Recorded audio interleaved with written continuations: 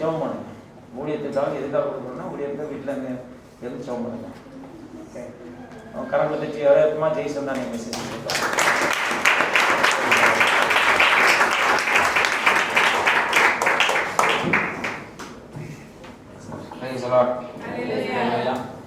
எத்தனை பேர் ஆயத்தமாக வந்திருக்கீங்க? கவலையாக இருக்கா? மணி அடிச்சிருச்சு.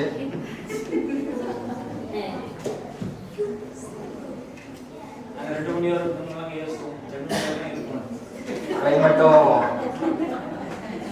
சாதகமாக இருக்கு. குட்டி எத்தனை அடி பாயுமா? அப்பா குட்டி 16 அடி பாயுமா? அப்பா 2 மணி நேரம் எடுத்தா மகன் 4 மணி நேரம்.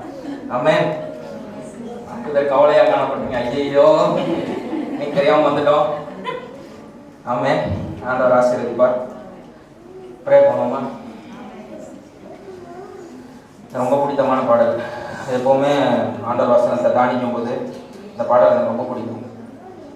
பேசும் பேசும் ஜெபம் செய்யும் போது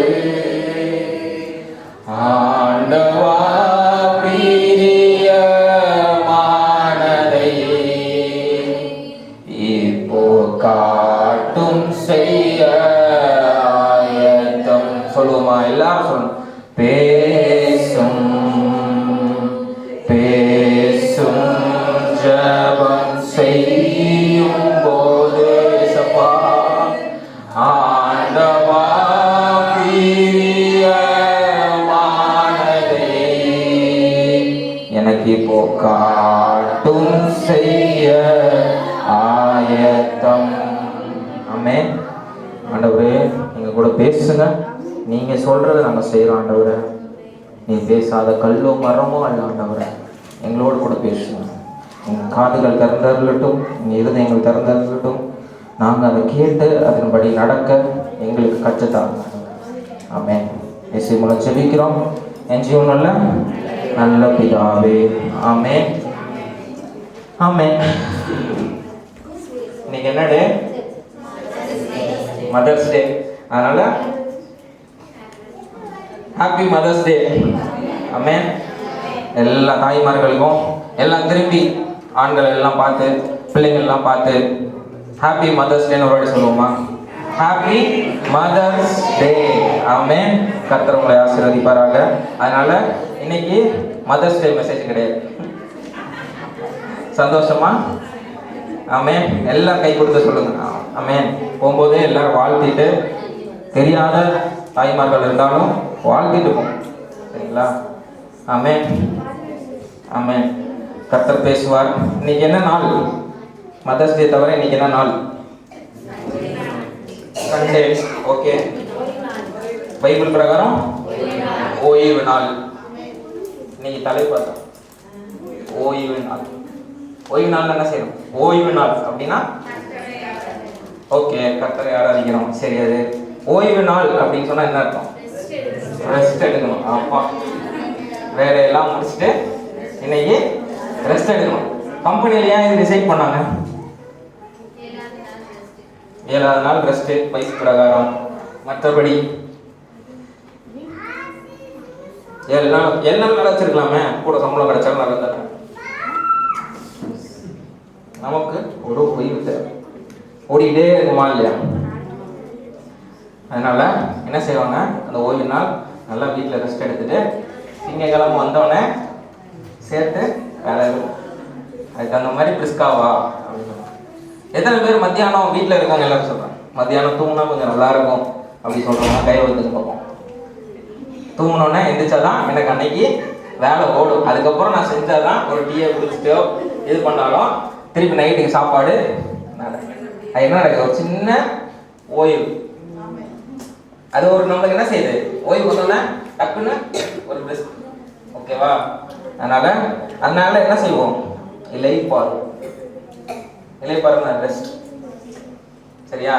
ஸோ இந்த நாளை ஆண்டவருக்கென்று ஆண்டவர் கொடுக்க சொல்லியிருக்காரு இல்லையா? அதனால தான் நம்ம எல்லாரும் இங்கே வந்திருக்கோம். நிறைய மாற்றங்கள் பார்த்துருப்பீங்க சர்ச்சில். நான் வந்து உடனே அந்த இது எதுக்கு இங்கே இருக்கு அப்படிதாங்க நான் வந்த அங்கேருந்து நான் யோசிச்சுட்டு இருக்கேன். இது எதுக்கு அங்கே இருக்கு எனக்கு ஒன்றுமே புரியலையே. ஏதாவது ஒரு பர்பஸ் இருக்கணும். அந்த இடத்துல இருந்தால் யாராவது திறந்து ஏதாவது வைக்கிறதுக்கோ அப்படின்னு ஏதாவது இருக்கும். ஆனால் திறந்து பார்க்கறதுதான் பெரிய ஆச்சரியமா இருந்துச்சு. பல வருடங்களுக்கா யாருமே அதை திறந்து பார்க்காம அது என்ன பாரமா சர்ச்சுக்கு பாரமா அந்த முக்கில் மேபி அங்கே இருக்கவங்களுக்கு பிரோஜனமாக இருந்திருக்கலாம். சாஞ்சி தூங்குறதுக்கும் பைபிள் வைக்கிறதுக்கும் இல்லை கையை தூக்கி வச்சுட்டு நிற்கிறதுக்கும் நிற்கும் போது கை தூக்கி நிற்கிறதுக்கு சாஞ்சு நிற்கிறதுக்கு வசதியாக இருந்திருக்கலாம். தவிர யாருக்குமே அது எதுக்குன்னே தெரியாத இல்லாமல் இருந்துச்சு. அதே மாதிரி அந்த இடத்த அடைச்சிட்டு இருந்துச்சு. ரொம்ப நாளாக ஜெபம் பண்ணிக்கிட்டு இருக்கோம். எதுக்காண்டி சர்ச்சு பெருகணும் ஆண்டவரே, ஆத்து மக்கள் பெருகணும், சர்ச்சு வந்தோடனே பெருசாக இருக்கணும். சரி, அதுக்காண்டி என்ன பண்ணுறோம்? ஒன்றுமே ஜபம் மட்டும்தான். அதுவும் ப்ரேயர் பண்ணச்சா ஏதோ ஒரு பாட்டு பிரசங்கம் பண்ணுறாரு, நம்ம ப்ரேயர் பண்ணுவோம் அப்படின்னு சொல்லிட்டு ஒரு ஆமைன் மட்டும் போட்டுறோம். சில பேர் அது கூட போட மாட்டேங்கிறோம். அந்த ஜப குறி குறைச்ச ஆமைன் போட மாட்டேங்கிறோம். ஏன்னா நம்மளுக்கு பயம். கேட்டாருன்னா ஆண்டவர் சர்ச்சை எங்கிட்டாவது முடிஞ்சு வச்சுட்டாருன்னா நம்ம வீடு பக்கத்துலேயே இருக்கு, இதெல்லாம் ஈஸியாக வந்துடலாம். சப்போஸ் ஆண்டவர் ஒரு இடத்த கொடுத்து இங்கேருந்து கீழ்குளத்தில் கொண்டு போய் சர்ச்சை வைப்பா அப்படின்னு சொல்லி ஒரு இடத்த கொடுத்துட்டாருன்னா என்ன பண்ணுறது? இங்கேருந்து அங்கே போகணுமே அப்படின்னு ஒரு பயம். அதனால என்ன செய்ய மாட்டோம்? அதுக்காண்டி நம்ம வீட்டில் ப்ரேயர் பண்ண மாட்டோம். இதை வந்தோன்னா ப்ரேயர் பண்ணிச்சு, ஆமாண்டவரே எங்கள் சர்ச்சு பெருசாகும், ஆமாண்டவரே எங்கள் சபையில் ஆத்துமாக்களை கூட்டிட்டோம், இவ்வளோதான் செய்கிறோம். அதுக்கப்புறம் அதுக்கு ஒரு ஸ்டெப் எடுக்க மாட்டேங்கிறோமா இல்லையா?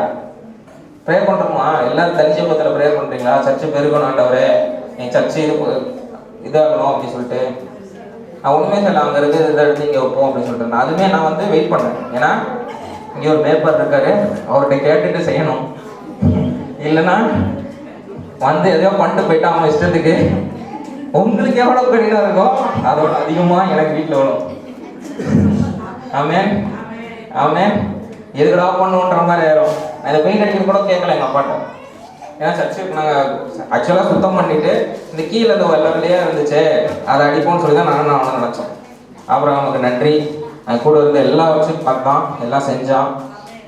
ஒன்றுமே பண்ணல. நான் என்ன பிளான் பண்ணோன்னா இந்த கீழே மட்டும் இந்த சைடில் மட்டும் அடைச்சிடுவோம் அப்படின்னு சொல்லிட்டு கடைக்கு போனோம்.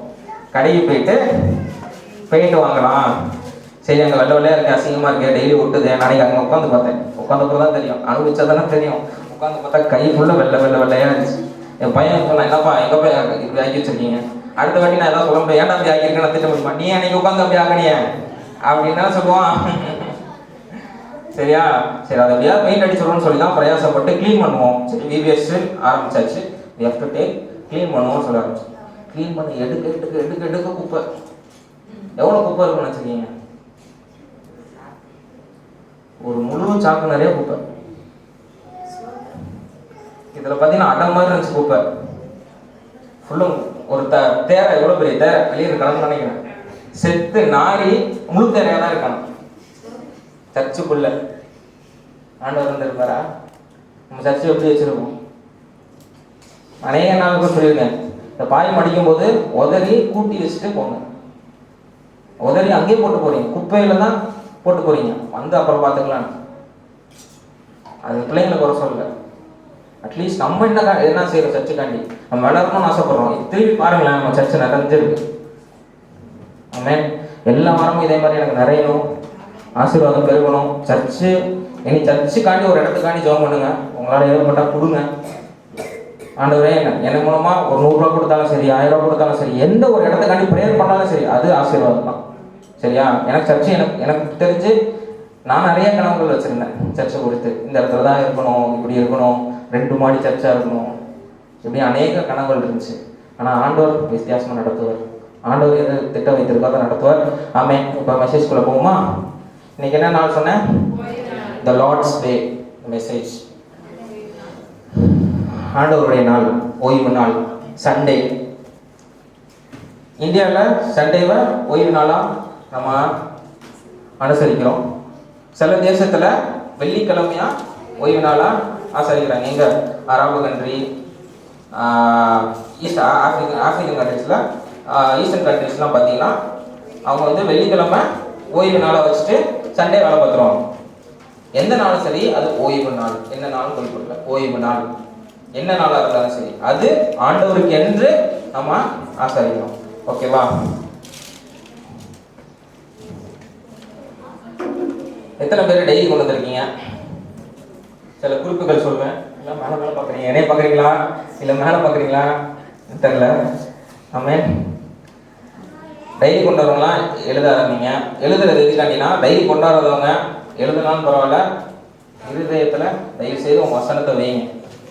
இந்த பிள்ளைங்க இன்னைக்கு வசனம் ஏதாவது ஞாபகம் இருந்துச்சா? நீங்கள் இந்த பிள்ளைங்க சொல்லிச்சுங்களே, ஒரு வசனம் எனக்கு இமீடியட்டாக எனக்கு மைண்டில் வச்சு ஒரே வசனத்தை திரும்பி சொல்லிட்டு இருக்காங்க. சந்தோஷமாயிருங்கள், சந்தோஷமாயிருங்கள் என்று மறுபடியும் சொல்லியிருக்கிறேன். ஆனால் யாரை பார்த்தாலும் சந்தோஷமா இருந்த மாதிரி எத்தனை பேர் சொன்னாங்க இங்க? எத்தனை பேர், எத்தனை பிள்ளைகள்? எல்லாரும் ஒரு பாதி பிள்ளைகளுக்கு மேல ஒரே வசனத்தை தான் சொல்லிச்சுங்க. அந்த வசனம் கிரியை செய்யச்ச நம்ம டக்குன்னு சோகமா இருக்காச்சா, அந்த பிள்ளை சொல்லிச்சு சந்தோஷமா இருக்கு. அந்த பிள்ளை சின்ன பிள்ளை தான், நம்மள உங்க பிள்ளை சொல்லிச்சுன்னா என்ன சொல்லுவீங்க? அந்த பிள்ளை ஏதோ வசனம், நம்ம பிள்ளைக்கு இந்த வசனம் தான் சொல்லி கொடுத்தோம், அதுக்காண்டி தான் அந்த வசனத்தை சொல்லி கொடுத்து சொல்றோம். நம்ம படிக்க சொன்னா படிக்க மாட்டோம், அந்த சேனல்ல இருக்க வசனம் ஞாபகம் இருக்காது. திடீர்னு இதை சுத்தி பார்த்தீங்கன்னா வசனம் எதுவுமே இல்லை. நினைச்சேன் இந்த பிள்ளைங்க ஏதாவது மட்டும் படிக்குங்களே, நம்ம எடுத்துட்டோம், இங்க வந்தோடனே வேகமா அந்த வசனத்தை சொல்லிடுவோம் அப்படின்னு சொல்லிட்டு வந்து பார்க்குங்களே, எடுத்துட்டோமே, திருப்பி ஒட்டுவோம். சரிங்களா? சந்தோஷமாய் இருங்கள் மறுபடியும் சொல்லுகிறேன். சரி, உங்க ஓய்வு நாள்ல எது உங்களுக்கு சந்தோஷமான காரியம்? இந்த ஓய்வு நாள்ல சந்தோஷமான காரியம் அநேக வீட்டில் இருக்கும். இதுதான் ஓய்வு நாள் வச்சுக்கோங்க. நம்மளுக்கு கொடுக்கப்பட்ட சண்டே. இன்னைக்கு நான் சந்தோஷமா இருக்குன்னா என்ன பண்ணணும்? நல்லா அடிச்சு புசிக்கணுமா? என்ன அடிக்க போறதில்ல, யாரை அடிக்க போறா, யாரை புசிக்க போறது, நல்லா அடிச்சு புசிக்கணும். வேற ஆண்டவரோட பிரசன்னம். வேற வேற வேற உங்க சந்தோஷத்தை சொல்லுங்க. பைபிள் என்ன பைபிளை பத்தி கேட்கறான் அப்படின்னு சொல்லி பயப்படாதீங்க. உங்களுக்கு சந்தோஷமா இருந்தா நீங்க என்ன பண்ணணும்? இன்னைக்கு சந்தோஷமா இருங்க. ஆமே. மற்றவங்க உங்களோட சந்தோஷங்கள் வீட்டுல நான் இது இருந்தா சந்தோஷமா இருப்பேன், இன்னைக்கு சண்டேனா எனக்கு இதான் அப்படின்னா நல்லா தூங்கணும். இன்னைக்கு ஒரு நாள் தான் ரெஸ்ட். பிள்ளைங்கள்ட்ட வேலையை சொல்லிட்டு நம்ம தூங்கணும். யாராவது நம்மளுக்கு இன்னைக்கு டீ போட்டு கொடுக்கணும், யாராவது நம்ம இன்னைக்கு வெளியே கூட்டு போகணும். இந்த மாதிரி நம்ம நிறைய பிளான் வச்சிருப்போம். சரிங்களா? நம்ம யாரை பின்பற்றோம்? பைபிள் பிரகாரம் ஏசப்பாவை பின்பற்றோம். ஏசப்பா இந்த ஓய்வு நாள்ல என்ன செஞ்சாரு பார்ப்போமா? சரிங்களா? அவர் வழிதான் நம்ம பின்பற்றோம். நம்ம அவர் கூட வாழ்றதுக்கு தான் நம்ம இங்க வந்து நம்மளுக்கு சொல்லி கொடுத்துட்டு போயிருக்காரு. சரிங்களா? மார்க் எழுதின சுவிசேஷம் 1வது அதிகாரம் 21வது வசனம்.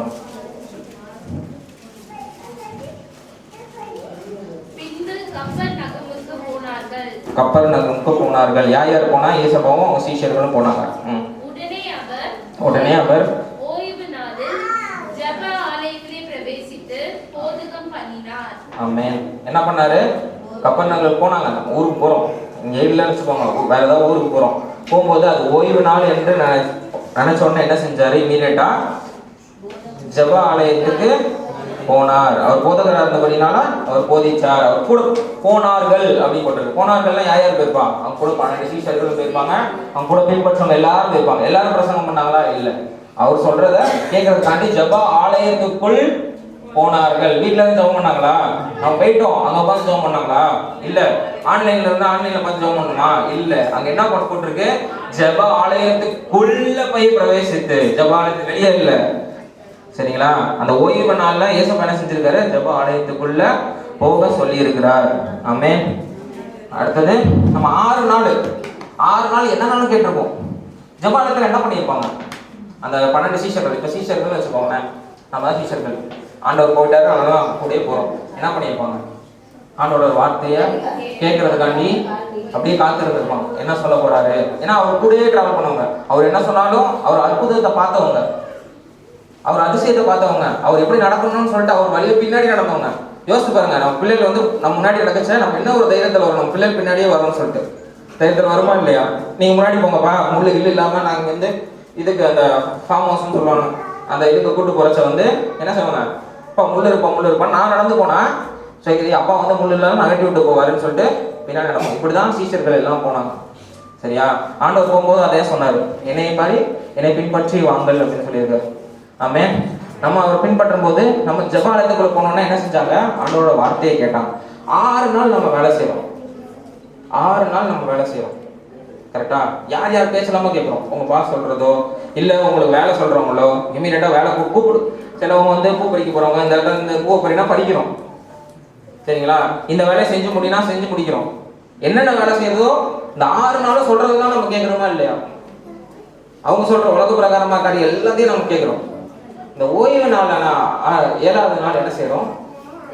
தேவனுக்காக ஒப்படைச்சு அவர் சொல்ற வார்த்தையை கேட்கறதுக்கு நம்ம கேட்கிறோம். ஆமென் ஆமென். புரியுதா? புரியுதவங்களா? ஹல்லேலூயா சொல்லுங்க. ஆமென். தூக்கம் வருதா? தூக்கம் இல்லையா? தூக்கம் வராதவங்களுக்கு நன்றி. ஆமென். அடுத்தது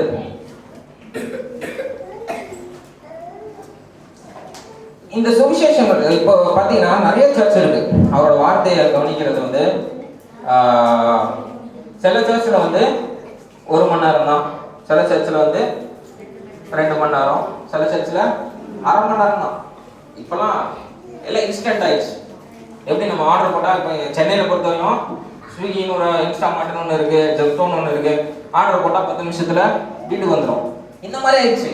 மக்கள் வந்து சீக்கிரமா என்ன கிடைக்கும் அப்படிதான் எதிர்பார்க்குறாங்க. நான் கடைக்கு போயிட்டு நீங்கள் உட்காந்து நீங்கள் பால் வாங்கணும்னு நினச்சிங்கன்னா எங்கள் வீட்டிலேருந்து இப்போ கடைக்கு போயிட்டு பால் வாங்கணுமா, சரி வேற ஏதாவது இருக்கு நான் சொல்லு அப்படின்னு சொல்லிட்டு என்ன செஞ்சுருவேன், ஆர்டர் போட்டு வெயிட் பண்ண 10 நிமிஷத்துல வந்துடும். அப்போனாலும் 10 நிமிஷம் தான், அது 8 வந்தாலும் 10 நிமிஷம் தான். எதுக்கு நான் செலவழிச்சு போகணும்னு சொல்லிட்டு ஆர்டர் போட்டால் இன்ஸ்டன்ட். என்ன ஆயிடுச்சு? நேரத்தை குறைக்க ஆரம்பிச்சிட்டோம். யாருமே இப்போ பத்திரிக்கை வைக்கிறா? யோசித்து பாருங்க. விஜய் யோசித்துக்கங்க. விஜய் டாடி சொல்றேன் எடுத்துக்கங்க. என்ன பிரச்சாரம் பண்ணாங்க? என்ன மாதிரி ட்ரெண்ட் ஆயிடுச்சு? எந்த ஊர்ல போய் பிரச்சாரம், உங்க ஊர்ல வந்து பிரச்சாரம் பண்ணாங்களா? விஜய் வந்து இங்க வந்து எல்லாத்தையும் ஓட்டு போடணும்னு சொன்னானா? ஒண்ணுமே இல்ல. மொபைல் மூலமா எல்லாம் அவங்க மீடியா யார் யார் என்ன பாக்குறாங்க? இப்ப எல்லார் கையிலும் மொபைல் இருக்கு. அப்ப இத்தனை பேர் பாக்குறாங்க, எல்லாம் டேட்டா இமீடியட்டா இத்தனை பேர் பாக்குறான். இத்தனை பேரை டார்கெட் பண்ணா, சின்ன பிள்ளைங்களை டார்கெட் பண்ணா தெரியும், யூத்தை டார்கெட் பண்ணா தெரியும், அடம் பிடிச்சா வாங்குறதுக்கு தெரியும். இப்போ யூத் என்னாச்சு? சோ இப்போ என்ன ஆயிடுச்சு? யூத்தை டார்கெட் பண்ணிட்டாங்க, வேற எதுவுமே பண்ணல. ஒரே ஒரு சிங்கிள் டார்கெட் உங்களுக்கு இன்ஸ்டன்ட். இப்போ எத்தனை பேர் நீங்க யோசித்து பாருங்க. மற்ற கட்சிகள்லாம் யோசித்து பாருங்க. எல்லா இடத்துக்கும் ஒரு ஊர்ல போய் பிரச்சாரம் பண்ணி ஆட்களை கூப்பிட்டு இங்க இருந்து ஆட்களை இங்க எத்தனை பேர் 100 ரூபாய் கொடுத்து போனாங்களோ, எத்தனை பேர் 150 ரூபாய் கொடுத்து போனாங்களோ, சாப்பாடு போட்டு இவ்வளவு பிரச்சாரம் பண்ற இன்ஸ்டன்ட். இன்னைக்கு ஒரு வீடியோ போட்டா கோடிக்கணக்கான பேர் பார்த்து லைக் போடுறோம். லைக் போட்டவங்க கோடிக்கணக்கான பேரு. அப்ப பார்த்தவங்க எத்தனை பேரு பார்த்து அது நிமித்தம் நடக்க ஆரம்பிச்சிட்டாங்க. நீ யோசித்து பாருங்க. ஒரு தப்பான விஷயத்த சரியா மாத்தி வீடியோ போட்டா கூட அது பரவிடுது. சிம்பிள். ஜெய்சன் வந்து ஒண்ணும் இல்லை, நீங்களும் ஒரு வீடியோ போடுங்களேன். ஜெய்சன் வந்து இங்க இருந்து அங்க வந்துட்டான், இத்தனை கோடி ரூபாய் கொள்ளடிச்சுட்டு வந்துட்டான், இத்தனை கோடி ரூபாய் கொள்ளடிச்சு போடுறான். ஒரு 10 பேர் வீடியோ போடுங்க. ஓ இப்படிதானா? உடனே நியூஸ் சேனல் எடுத்து ஆமா இந்த மாதிரி கொள்ளடிச்சு இந்த மாதிரி பண்ணிட்டாங்க எல்லாரும். ஸோ இந்த மாதிரி காலம் குறைச்சா என்ன ஆயிடுச்சுன்னா, என்ன பண்ணிட்டாங்க, நேரத்தை குறுகலாக்கிட்டாங்க. அவ்வளோ செலவழிக்க தேவையில்லை. என்ன பண்ணிட்டாங்க, இம்மீடியட்டா இப்போ எல்லாருமே எனக்கு ஒரு வசனம் இருந்தால் போதும், நான் வந்து ஆராதனைக்கு வர மாட்டேன், எனக்கு இல்லை. சில பேர் என்ன செய்யறாங்க, ஆராதனைக்கு வந்துட்டு ஆராதனை மட்டும் எனக்கு போதும், ஆண்டவரோட வார்த்தையை கேட்க மாட்டேன். 1 மணி நேரம், அரை மணி நேரம். ஆர்சி சர்ச்சிலலாம் கரெக்டாக 1 மணி நேரம் கரெக்டாக பெல் அடிச்சா ஆரம்பிப்பாங்க. கரெக்டாக 1 மணி நேரத்தில் முடிச்சுட்டு அவங்களுக்கு வந்து ப்ரொசீஜர். ஆண்டவரோட வார்த்தையை கேட்கறதுக்கு சான்ஸே கொடுக்கறது இல்லை. சரிங்களா?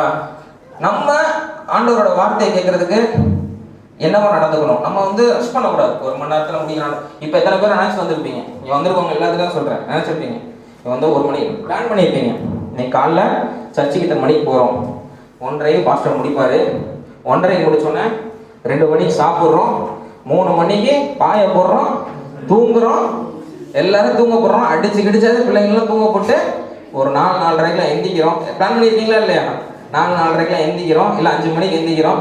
மற்ற வேலைகளை பார்க்குறோம், வீடை க்ளீன் பண்ணுறோம். இன்னைக்கு துணியை துவைச்சு மழை பெஞ்சிச்சுன்னா காய போட மாட்டோம், இல்லை நாளைக்கு காய போட்டுருவோம். இல்லை இன்னைக்கு அடுப்புறையில் என்னென்ன வாங்கணுமோ வாங்கி வச்சுட்டு வேலை பார்ப்போம். ஒரு பிளான் இருக்கா இல்லையா? இருக்கா இல்லையா? ஆனால் அன்னைக்கு ஓய்வு நாளில் சீஷர்கள் என்ன செஞ்சாங்க? ஆண்டவரோட வழியை கீழ்ப்படிஞ்சாங்க, நேராக போய் ஆலயத்தில் போய் உட்கார்ந்தாங்க. அவங்களுக்கு அதுதான் உண்மையான இளைப்பாறுதலாக இருந்துச்சு. சரிங்களா? மத்தேயு 12:9-12 வரை. அவர் அவ்விடம் விட்டு போய் அவர்களுடைய ஜெபாலயத்தில் பிரவேசித்தார். அங்கே சூம்பின கையுடைய மனுஷன் ஒருவன் இருந்தான். அப்பொழுது அவர் மேல் குற்றம் சாட்டும்படிக்கு ஓய்வு நாளில் சொஸ்தமாக்குகிறது நியாயமா என்று கேட்டார்கள். அதற்கு அவர், உங்களில் எந்த மனுஷனுக்காகிலும் ஒரு ஆடு இருந்து அது ஓய்வு நாளில் குழியிலே விழுந்தால் அதை பிடித்து தூக்கிவிட மாட்டானோ? ஆட்டை பார்க்கிலும் மனுஷனானவன் எவ்வளவோ விசேஷித்திருக்கிறான். ஆதலால் ஓய்வு நாளிலே நன்மை செய்வது நியாயம்தான் என்று சொன்னார். என்ன சொல்லியிருக்காரு? ஓய்வு நாள்ல என்ன செய்யணுமா? நன்மை புற காரியங்களை செய்யணுமா? நன்மை என்னது? ஒரு எக்ஸாம்பிள் கொடுத்துருக்காரு. ஆண்டவர் பார்த்து கேட்குறாங்க, ஓய்வு நாளில் போயிட்டு இது பண்ணச்ச ஒரு அற்புதம் செய்தார். சரிங்களா? அற்புதம் செஞ்ச இமீடியட்டாக என்ன கேட்குறாங்க? ஓய்வு நாளில் நீங்க சுத்தமாக்குறது நியாயமா அப்படின்னு சொல்லி கேட்குறாங்க. அதுக்கு ஆண்டவர் என்ன சொன்னாரு?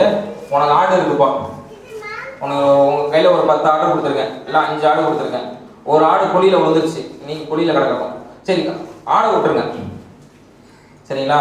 உங்க பிள்ளைகள் விளையாண்டுட்டு இருக்காங்க, இல்லை பக்கத்து வீட்டில் போய் விளையாண்டுட்டு இருக்காங்க, கீழே விழுந்துட்டாங்க. அவன் கூப்பிடுறாங்க, நான் ஓய்வு நாளில் நான் தூக்க மாட்டேன் அப்படின்னு சொல்லுவீங்களா? இல்லை ஓய்வு நாளில் நான் போயிட்டு அது பொண்ணுக்கு ஆற்ற மாட்டேங்கன்னு சொல்லுவீங்களா? நல்லது செய்யறது நியாயமான காரியங்கள். ஸோ ஓய்வு நாளில் என்ன செய்யணுமா? நான் நன்மையான காரியங்களை செய்யணும். உலகத்துக்கு நேரம் விடக்கூடாது. ஓய்வு நாளில் ஆண்டவருக்கு நேரம் செய்யணும். அடுத்த விஷயம், நன்மையான காரியங்களை ஆண்டவர் செய்ய சொல்றாரு. நன்மையானதுன்னா என்னது? பிறருக்கு ஆண்டவர் பத்தி சொல்றது, அற்புதங்கள் அடையாளங்கள் செய்யறது. ஆண்டவருக்குள்ள நம்ம எது செஞ்சாலும் அது நன்மையாக தான் முடியும். ஆமென். அதுக்கு அடுத்தது சரி, ரெஸ்ட் அப்படின்னு சொன்னல, இளைப்பாறுறது. இளைப்பாறுதல் எப்போ வரும்?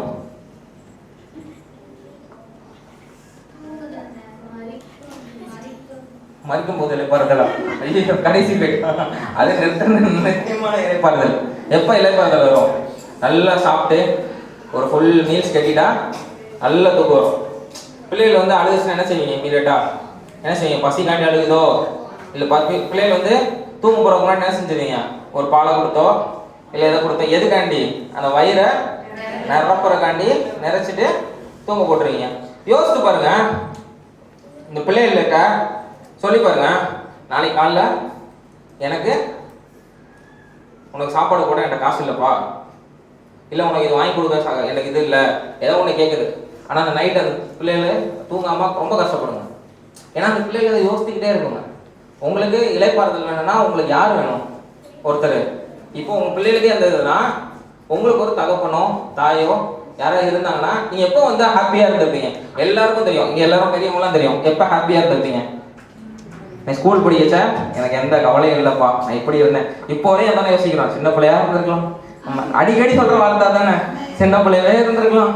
ஏன் சின்ன பிள்ளையா இருந்திருக்கலாம்? கவலையே. எங்கள் அப்பா சோறு போடுவார், எங்கள் அப்பா உடச்சிட்டு வருவாங்க, எங்கள் அம்மா சோறாக்கி போடுவாங்க. அதை சாப்பிட்டு எனக்கு தேவையானதை கேட்டால் சில நேரம் வாங்கி தருவாங்க, வாங்கி தர மாட்டாங்க.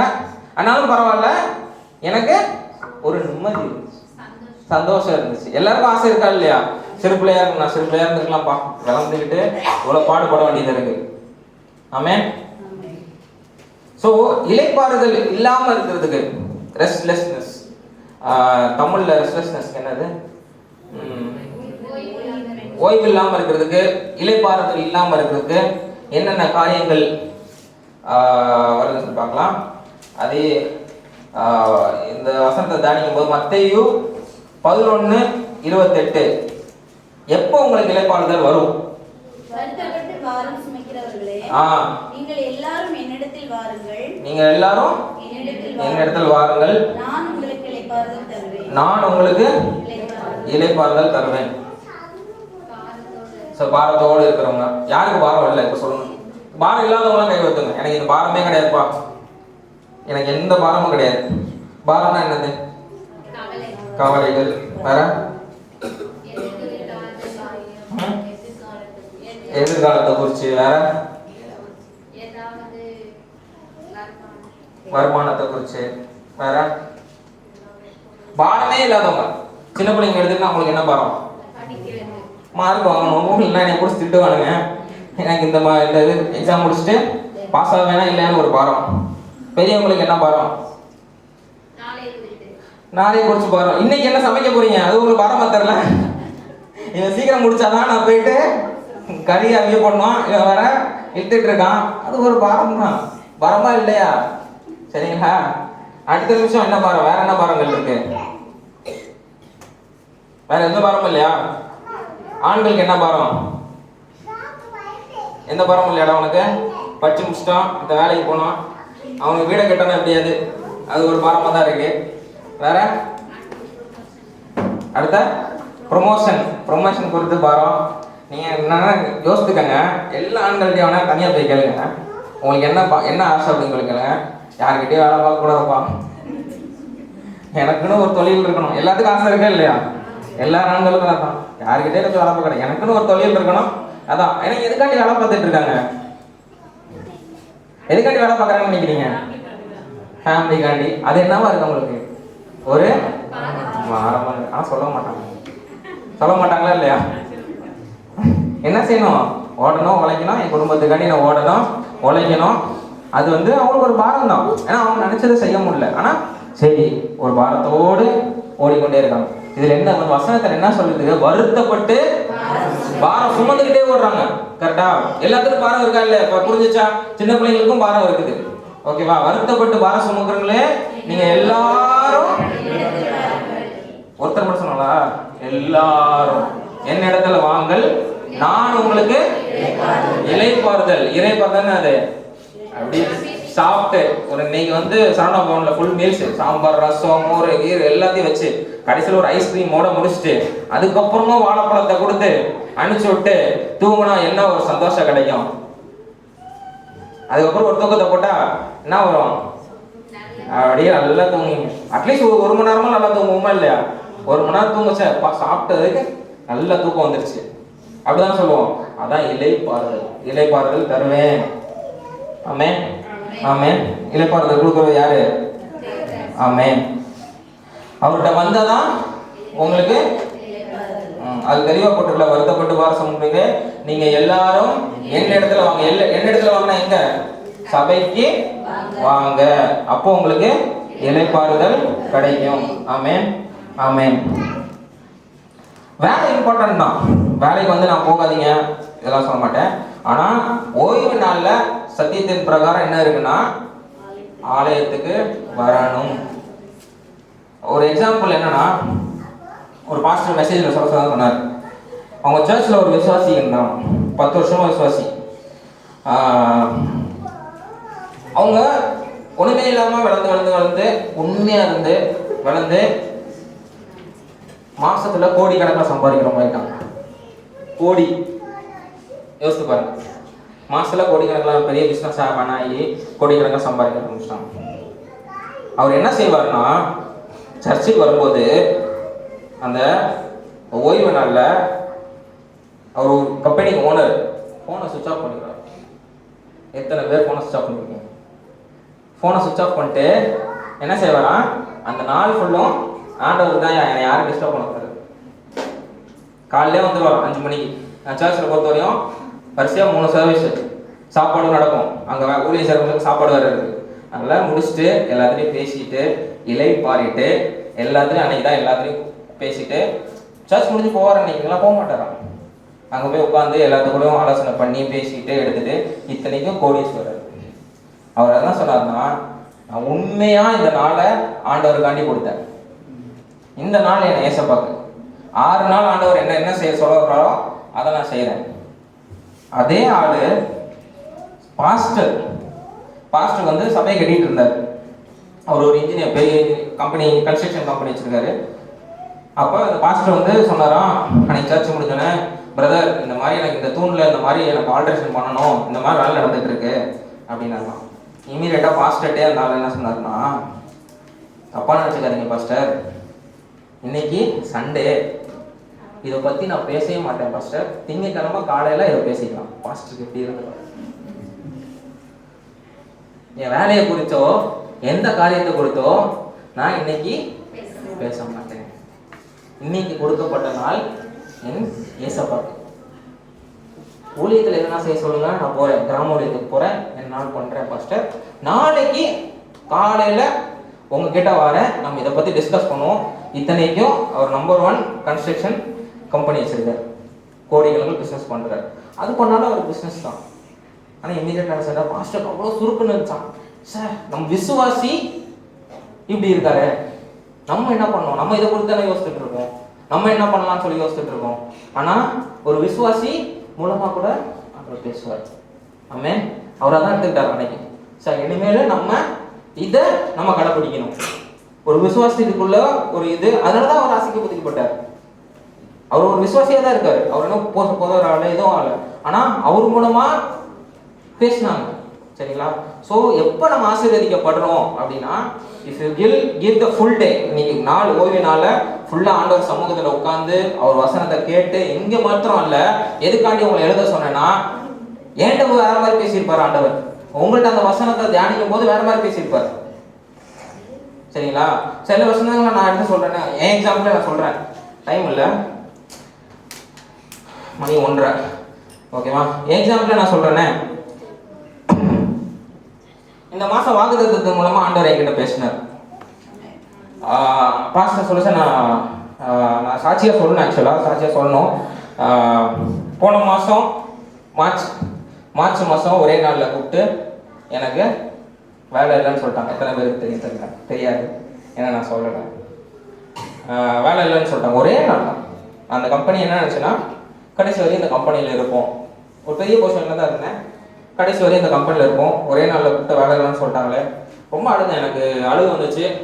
இம்மீடியட்டாக வேறு யாருக்கும் நான் அழுக மாட்டேன், ஒய்ஃப்ட்டும் சொல்ல மாட்டேன், அப்பாவுக்கு தான் கூப்பிட்டேன். டாடி இப்படி சொல்லிட்டாங்க, என்ன செய்யணும்னு தெரில. டாடி ஒரு விஷயம் சொன்னாங்க, நீ ஏன் தான் கவலைப்படுற, நீ ஏன் கவலைப்படுற, எல்லாத்தையும் செட்டில் பண்ணிட்டு வந்துரு, ஆண்டவர் பார்த்துக்குவார். நாங்கள் என்னால் அழுக நிறுத்த முடியல, என்ன பண்ணுவோம், கல்யாணம் முடியலன்னா கூட பரவாயில்லையே, நம்மளுக்கு கல்யாணம் முடிஞ்சிச்சு, 2 பிள்ளைகள் ஆச்சு, எப்படி அடுத்த மாதத்தை ஓட்டுவோம். ரொம்ப கவலை எனக்கு, எங்கே போய் நான் வந்து இது பண்ணிக்குவேன் அப்படின்னு சொல்லிட்டு ஒன்றுமே சொல்லாங்க. எல்லாத்தையும் எழுதி கொடுத்துட்டு நேராக போயிட்டு ஒரு டீ கடையில் உட்காந்துட்டு என்ன பண்ணுவோம்னு தான் யோசிச்சுக்கிட்டே தான் இருக்கேன். ஏசப்பா அடுத்த மாதம் இஎம்ஐ வரும், கடன் வர வாங்கிட்டோம், வீடை வர பண்ணிட்டோம், என்னடா பண்ணுவோம் அப்படின்னு சொல்லிட்டு ரொம்ப கவலையாக இருந்துச்சு. ஆனால் ஒரு நம்பிக்கை இருந்துச்சு, ஆண்டவர் உதவி செய்வார். ஏன்னா அதுக்கு முன்னாடி வேலை பார்த்த கம்பெனி எனக்கு ரொம்ப நாள் கூப்பிட்டுட்டே இருந்தாங்க. சரி அவங்கள்ட்ட கேட்போம்னு சொல்லிட்டு அவங்கள்ட்ட கேட்கச்ச, நான் கூப்பிட்டச்ச நீ வரலடா அப்படின்னு சொல்லிட்டாங்க. என்ன ஆண்டவரே, எல்லா கதவும் எனக்கு அடக்கப்பட்டதா இருக்கு, நம்ம என்ன தப்பு பண்ணிட்டோம், சரியா தானே நம்ம எல்லாத்தையும் ஆண்டவர்கிட்ட கேட்டு தான் செஞ்சோம், ஒரு பேக்கப் பிளான் வைக்கல. நம்ம ஒரு ஏதாவது ஹிண்ட் கிடச்சிருந்துச்சு, நம்ம வேலையை விட்டு தூக்க போகிறாங்க, அப்படி ஏதாவது கிடச்சிருந்துச்சுன்னா கூட வேற வேலையை பார்க்க ஆரம்பிச்சிருப்போம். எதுவுமே இல்லை, ஒரே நாள். நல்லா ஞாபகம் இருக்கு எனக்கு. டாடி ஒரு வார்த்தை சொன்னாங்க, ரொம்ப ஹர்ட்டிங்காக இருந்துச்சு. நாங்களும் உயிரோடு தான்டா இருக்கோம், நீ ஏன்டா கவலைப்படுறோன்னாங்க. எனக்கு ரொம்ப அப்படி என்னடா அந்த வார்த்தை வந்து என்னை தேட்டுனாலும் எனக்கு அப்படியே சரி ஓகே அப்படின்னு சொல்லிட்டு ரொம்ப அழுதேன் அன்னைக்கு.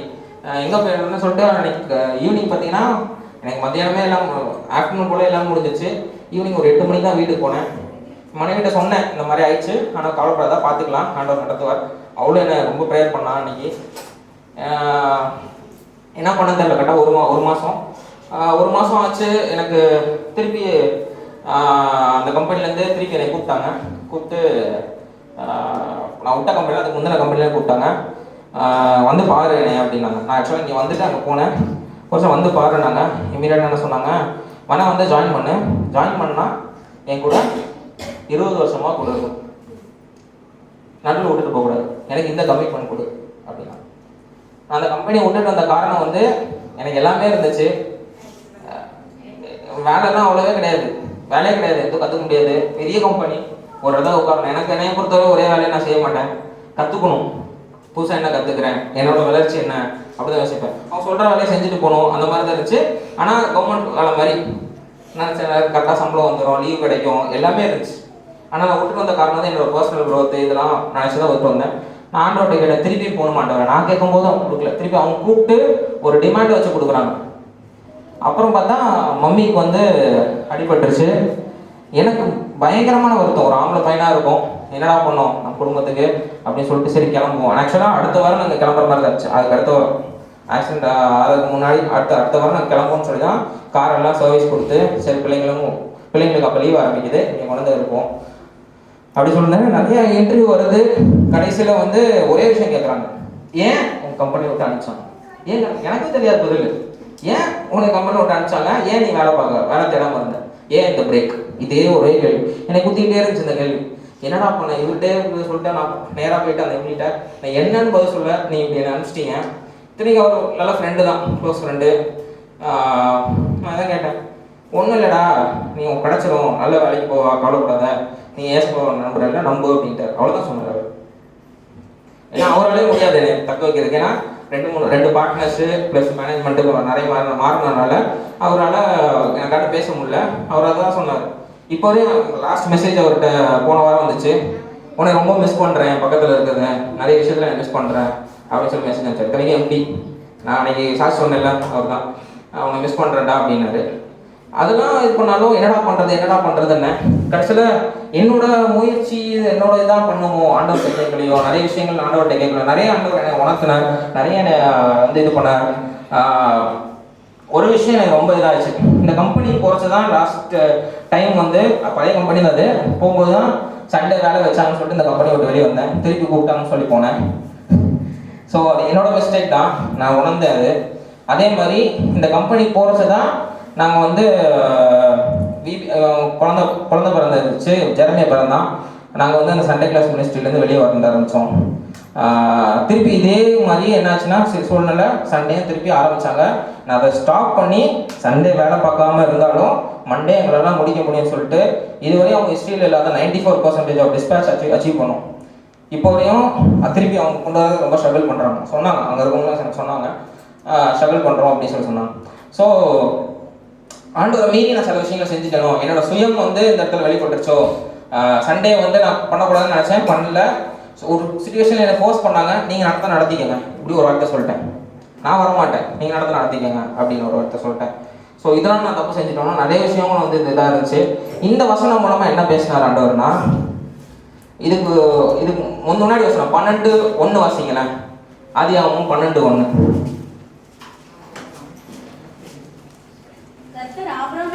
ஆபிரகாமை நோக்கி நீ உன் தேசத்தையும் உன் இனத்தையும் உன் தகப்பனுடைய வீட்டையும் விட்டு புறப்பட்டு நான் உனக்கு காண்பிக்கும் தேசத்துக்கு போ. டாடி வந்து 2வது வசனம் சொன்னாங்க. நான் மாற்றி எடுத்து ஃபர்ஸ்ட் வசனம் படிச்சுக்கிட்டே இருக்கேன். என்னடா சொல்கிறாங்க, என்னடா சொல்கிறாங்க, திருப்பி படிச்சுக்கிட்டே இருக்குச்சுன்னா எனக்கு ஆக்சுவலாக இதுக்கு முன்னாடி ஒரு ஆப்பர்ச்சுனிட்டி வந்துச்சு. கானாவில் ஆஃப்ரிக்காவில் ஒரு ஆப்பர்ச்சுனிட்டி வந்துச்சு. என்ன ஒரு இதுனா, குடும்பத்தெல்லாம் விட்டுட்டு போனோம். அவங்க என்ன சொன்னாங்க, குடும்பத்தையும் கூட்டிகிட்டு வா, உன் எஜுகேஷனை பார்த்துக்கிறேன், உன் செலவு எல்லாம் பார்த்துக்கிறேன், அது போக உனக்கு சம்பளம் தரேன் இப்படின்னு சொல்லிட்டாங்க. எனக்கு என்னென்னா என் அம்மா அப்பா விட்டு போகணுமே, குடும்பத்தை விட்டு போகணுமே, இந்த நாட்டை விட்டு போகணுமே, இப்படின்னே இந்த இதை வந்து தள்ளி வச்சுக்கிட்டே இருந்தேன். ஒரே விஷயம் தான் ஜெபம் பண்ணேன், ஆண்டவரே நான் எதுவுமே பண்ண மாட்டேன், திருப்பி அவங்க விருப்பம் தான் அவங்களே கூப்பிட்டு நேற்று ஆண்டவர் விசா கொடுத்தார்.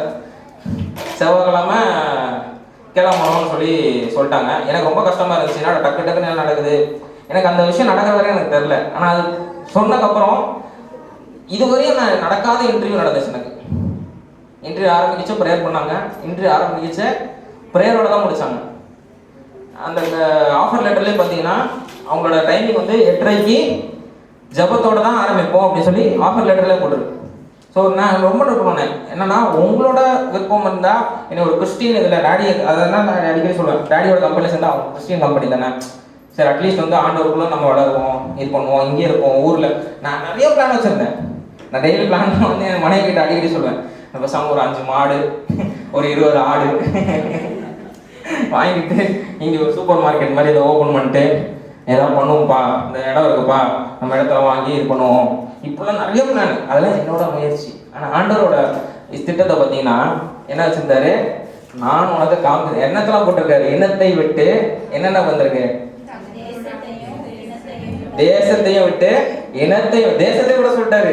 நான் என்ன பிளான் வச்சிருக்கேன், எனக்கு ஆசீர்வாதம் நான் இங்கே தான், சென்னையில் தான், இல்லை இங்கே தான், இல்லை மதுரையில் சோழமலை குரூப்பில் என்னை கூப்பிட்டுருந்தாங்க. கடைசி இன்டர்வியூ முடிஞ்சிருச்சு, எல்லாம் முடிஞ்சு ஆஃபர் ரிலீஸ் பண்ணலை. நான் நினச்சேன் மதுரையில் இருந்தால் இங்கே பக்கம் தானே, வாரம் இங்கே வந்துட்டு போயிடுவோம் அப்படிலாம் பிளான் வச்சுருந்தேன். அங்கே மதுரையில் இருக்க வீட்டில் நாங்கள் தங்கிடுவோம், என்னோட பிளான் தான். ஆனால் ஆண்டவரோட பிளான் என்னது, எனக்கு இந்த வசனம் வந்து ஏற்றுக்க முடியல. ஏசப்பா எப்படியாவது இந்த வசனத்தை மாற்றி சொல்லுங்க.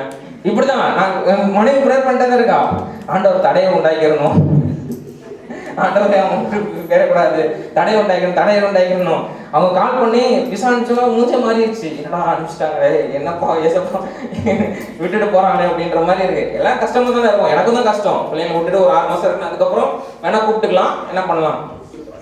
ஆனா ஆண்டவர் வார்த்தை நான் இப்படி வந்து ஏற்றுக்க சப்பா எனக்கு ரொம்ப கஷ்டப்பா இருக்கு, நான் ஏற்றுக்க மாட்டேன் இப்படியே தான் இருக்கேன். திருப்பி அந்த வசனம் தான் எனக்கு வருது.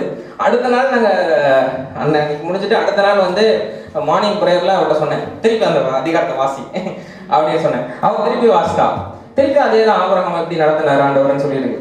ஏசப்பா என்ன பண்றது, விட்டுட்டு போகணுமா வேணாமா, என்ன பண்றது, அப்பா அம்மா வர எப்படி இருக்காங்க, சரி என்ன ஏசப்பா இதில் என்னோட முயற்சி இல்லை ஆண்டவரை, உங்களோட முயற்சி, உங்க சித்தர் தான், அவங்களே கூப்பிடட்டும். 2 நாள் காலையே வரல, 3ஆவது நாள் திடீர்னு கால் பண்ணிட்டு என்னப்பா அமைதியாகவே இருக்கா அப்படின்னாங்க. இல்லை நீங்கள் கால் பண்ணீங்க நான் எதிர்பார்த்துட்டு இருந்தேன், சரி அடுத்த வாரம் கிளம்புற மாதிரி இருக்கும்.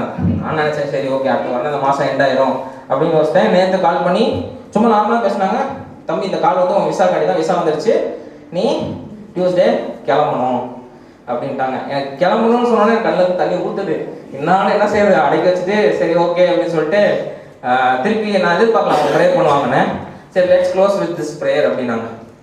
நான் என்னடா ஒரு இன்டர்வியூ இப்படி நடக்குமா அப்படின்னு சொல்லிட்டு சரி சொல்லிட்டு க்ளோஸ் பண்ணிட்டு கண்ணை மூடி ப்ரேயர் பண்ணுறாங்க கண்ணில் ஊற்றிக்கிட்டே இருக்கு.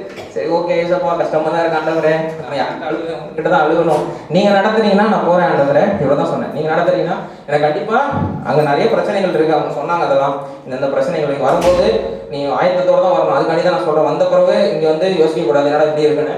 அதனால் அங்கே உள்ள பிரச்சனைகள் அங்கே உள்ள சால்வ் பண்ண விஷயங்கள்லாம் சொன்னாங்க. ஒரு கிறிஸ்டியன் இங்கேருந்து தூத்துக்குடியிலேருந்து 2 பிரதர்ஸாக போய் அங்கே போய் கிங்டம் எக்ஸிங்னு ஒரு கம்பெனி ஆரம்பித்து ஒரு 30 வருஷமாக அங்கே தான் இருக்காங்க. அவங்க கூப்பிட்டாங்க, சரி ஒரு கிறிஸ்டன் அவர் ஒரு வார்த்தை சொன்னார், யார் இங்கே எப்படி நினைக்கிறாங்களோ தெரியல ஜெய்சன், நான் என்னோட தம்பியை அவனை நினைக்கிறேன், என்னோட பிரதராக தான் நான் அவனை ட்ரீட் பண்ணுவேன், நீ வா நான் பார்த்துக்கிறேன், உன் குடும்பத்தை எல்லாத்தையும் நான் பார்த்துக்கிறேன் இப்படின்னு ஒரு வார்த்தை சொன்னார். எனக்கு ஆறுதலாக தான் இருந்துச்சு. ஆனாலும் என்னமே ஆண்டவர்கிட்ட தான் ப்ரேயர் பண்ணிட்டு இருக்கேன், ஆண்டவரே திருப்பி கடைசி நிமிஷம் அவங்க சுத்த வேண்டாம் எல்லாம் தடை, அதான் சாட்சி சொல்லவா வேணாமா தடை போடுங்க அப்படின்னு சொல்லிட்டு நேற்று என்ன சொன்னேன்னா, என்னால் டியூஸ்டே வர முடியாது, இந்த மாதிரி ஜிபிஎஸ் எடுத்திருக்கோம். இப்போ நான் வரணும்னால என் மனைவியை நான் இங்கே விட்டு தான் வரணும். விட்டுட்டு வந்தேன்னா நான் சென்னை போயிட்டு எல்லாத்தையும் எடுத்து வச்சுட்டு நான் கிளம்புறதுக்கு என் மனைவி நான் போகும்போது இருக்க மாட்டான், அது எனக்கு ரொம்ப கஷ்டம். அதனால வந்து எனக்கு ஒரு 20-21 போல் என் டிக்கெட் போடுங்க, அதுக்கு முன்னாடி போடாதீங்க, அதான் அடுத்த வாரம் போடுங்க, டிக்கெட் போடாதீங்க அப்படின்னு சொல்லி மெசேஜ் அனுப்பிச்சிருக்கேன். எது நடந்தாலும் ஆண்டவர் நாமத்துக்கு ஸ்தோத்திரம். ஒரு வேலையை கொடுத்தார், கண்டிப்பாக ஆண்டவர் கொடுத்தவர் பார்க்க மாற மாட்டார், நடத்துவார் நான் விசுவாசிக்கிறேன். ஒரே விஷயம் நான் அவங்க முடியும் போது தான் சொன்னேன், குதிரை இத்தனை நாளுக்கு எந்த ஆயுதமும் ஜெயமும் கத்தரால் வரணும், நீ அந்த குதிரையை இருந்தால் கண்டிப்பாக நான் ஆயுதப்படி தான் ஆண்டவர் விடுவார், கண்டிப்பாக ஜெயத்தை கொடுப்பார், அதை நான் விசுவாசிக்கிறேன். சரி நம்ம இதுக்குள்ள போவோம், கோயில் நாளுக்குள்ள போவோம். ஆமே சரி, ரெஸ்ட் எப்போ கிடைக்கும்? மத்தேயு 11:25-30 வரை வாசிங்களா? 28 வாசிங்க, 25-30. அந்த சமயத்திலே இயேசு சொன்னது, பிதாவே வானத்துக்கும் பூமிக்கும் ஆண்டவரே, இவைகளை ஞானிகளுக்கும் கல்விமான்களுக்கும் மறைத்து பாலகருக்கு வெளிப்படுத்தினபடியால் உம்மை ஸ்தோத்திரிக்கிறேன். ஆம் பிதாவே, இப்படி செய்வது உம்முடைய திருவிழத்துக்கு பிரியமாய் இருந்தது. சகலமும் என் பிதாவினால் எனக்கு ஒப்பு கொடுக்கப்பட்டிருக்கிறது. பிதா தவிர வேறொருவனும் குமாரனை அறியான், குமாரன் எவனுக்கு அவரை வெளிப்படுத்த சித்தமாய் இருக்கிறாரோ அவனும் தவிர வேறொருவனும் பிதாவை அறியான். வருத்தப்பட்டு பாரம் சுமத்துகிறவர்களே, நீங்கள் எல்லாரும் என்னிடத்தில் வாருங்கள், நான் உங்களுக்கு இளைப்பாறுதல் தருவேன். ஓகே, இது ஆண்டவர் என்ன செய்யறாரு, எப்படி ஆண்டவர் ஆராதிக்கிற இந்த வசனம் எல்லாமே இருக்கு. எப்படி வந்த பிதாவை கூப்பிடுறாரு, குமாரனை கூப்பிடுறாரு, எல்லாத்தையும் சொல்லி தான் வருத்தப்பட்டு பாரசம் எல்லாரும் கூப்பிட்டு தான் வருத்தப்பட்டு பாரசம்னாலே நீங்க எல்லாரும் எந்த இடத்துல வாங்க, நானும் உங்களை திறப்பதான் பிதா குமாரன் எல்லாரும் அங்க இருக்காங்க, வந்து இளைப்பாறுதல் தருவாரு. ஓகே சரி, நம்மளுக்கு எல்லாம் தெரிஞ்ச சங்கீதம் ஒரு சங்கீதம் இருக்கு. என்ன சங்கீதம்? 23ஆம் சங்கீதம். அதில் முதல் வசனம் என்னது?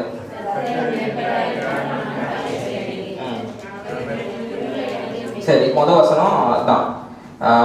எப்போ நம்மளுக்கு அந்த ஒரு ரெஸ்ட் கிடைக்கும்? சின்ன பிள்ளைங்க எக்ஸாம்பிள் எடுத்தோம், கரெக்டாக? எப்போ அவங்களுக்கு ரெஸ்ட் கிடைக்கும்? நம்மளுக்காண்டி எல்லாமே நம்ம தகப்பன் செய்வார் சொல்லச்ச ரெஸ்ட் கிடைக்கும். இங்கே பைபிளில் பார்க்கச்ச வந்து 2 விஷயம் இருக்குது. தகப்பனாகவும் இருக்குது, இன்னொன்று வந்து ஷெப்பர்ட். நம்மளுக்கு ஒரு மேய்ப்பர் இருந்தால் ஆடுகள் கவலைப்படுமா இல்லையா? இன்னைக்கு யோசித்து பாருங்க, இந்த ஆடுகள்லாம் கவலைப்படுதா இல்லைங்க? ஆடு கட்டி வச்சிருக்காங்க, அதெல்லாம் கவலைப்படுதா? இல்லை. ஏன்னா அவங்களுக்கு தெரியும், காலைல வந்தோன்னே இப்போ வந்து தண்ணி வைப்பான், அதுக்கு அடுத்தது கூட்டு போவான், மேய்க்க கூட்டு போவான், மேய்ச்சல் முடிஞ்சோம் திருப்பி இந்த டைமுக்கு வருவான். வரலன்னா கத்தும். இங்கே மாடு வச்சுருக்கவங்க இருக்காங்க, மாடு வச்சா கரெக்டாக அந்த டைம் வரலன்னா மான் கத்திக்கிட்டே இருக்கும். கத்துமா கத்தாதா? தெரியும், அதுக்கு நேரத்துக்கு வருவான். மேப்பானை வந்துடுவான். மேப்பானை பார்த்தோன்னா அந்த மாடுகளே எந்திக்குங்க. படுத்து இந்த மாடு எந்திக்குமா? நீங்கள் பக்கத்தில் போனால் எந்திக்காதுங்க. அதுங்களுக்கு தெரியும் அந்த மேப்பான் வந்து இதுக்காண்டி தான் வருவானா கண்டிப்பாக வந்து நம்மளுக்கு தண்ணி வைப்பான். சப்போஸ் அந்த வாழையை வந்து இன்னைக்கு மாற்றி வச்சிட்டா கூட அந்த மாடு வந்து எனக்கு வைக்காம நீ அவனுக்கு வச்சிட்டியே அப்படிதான் வரும். இன்னைக்கு யோசித்து பாருங்க, தட்டில் சோறு ஒரு பீஸ் எக்ஸ்ட்ரா சிக்கன் அந்த சைடு போச்சுனாலும் நான் தானே உனக்கு இதெல்லாம் பண்ணேன், எனக்கு லெக் பீஸ் வைக்காம அவனுக்கு லெக் பீஸ் வச்சிட்டேன், நான் தான் போய் வாங்கிட்டு வந்தேன் கடைக்கு அப்படின்னு சொல்றேங்க. எத்தனை பேர் இருக்கீங்க இங்க? லெக்கு எனக்காண்டி தான் கடைக்கு போய் வாங்கிட்டு வந்தேன், நீங்க லெக்கை தூக்கி அவனுக்கு வச்சிட்டீங்க அப்படின்னு சொல்றேன். எத்தனை பேர் இருக்கீங்க? அப்படிப்பட்ட நம்ம வீட்டு ஆட்டுக்குட்டிகளே வருத்தப்படும் போது, சரிங்களா, உண்மையான ஷெப்பர்ட் யாரு? நமக்கு மேய்ப்பர் யாரு? ஏசப்பா. இதுல இருந்து ஒரு 7 பாயிண்ட சொல்லி நான் முடிக்கிறேன். இந்த எல்லாத்துக்கும் தெரிஞ்ச சங்கீதம் தான். இந்த சங்கீதத்தை நம்ம வித்தியாசமா தியானிப்போம். ஒரு 7 பாயிண்ட் மட்டும். ஷெப்பர்ட் என்ன பண்ணணும், மேய்ப்பர் என்ன பண்ணுவார்? நமக்கு 7 reasons why shepherd. சரியா? ஃபர்ஸ்ட் வருஷம் 23:1-2 பாருங்க. கர்த்தரின் மேய்ப்பராய் இருக்கிறார், நான் தாழ்ச்சி அடையேன். அவர் என்ன பண்றாரு? நம்மள கேர் பண்றாரு. What does a shepherd do? நம்ம பரம தகப்பனாக இயேசு கிறிஸ்து என்ன பண்றாரு? நம்மள கேர் பண்றாரு. இங்கே நம்மளுக்கு யாரை மேய்ப்பனா விட்டுருக்காரு? போதகரை மேய்ப்பனா விட்டுருக்காரு. ஒரு மேய்ப்பர் இல்லாத ஆடு என்ன ஆகும்? வழி தப்பி போயிடும். வேற சரியான மேய்ச்சல் இருக்காது, நாய் அடிச்சுட்டு போயிடும். வேற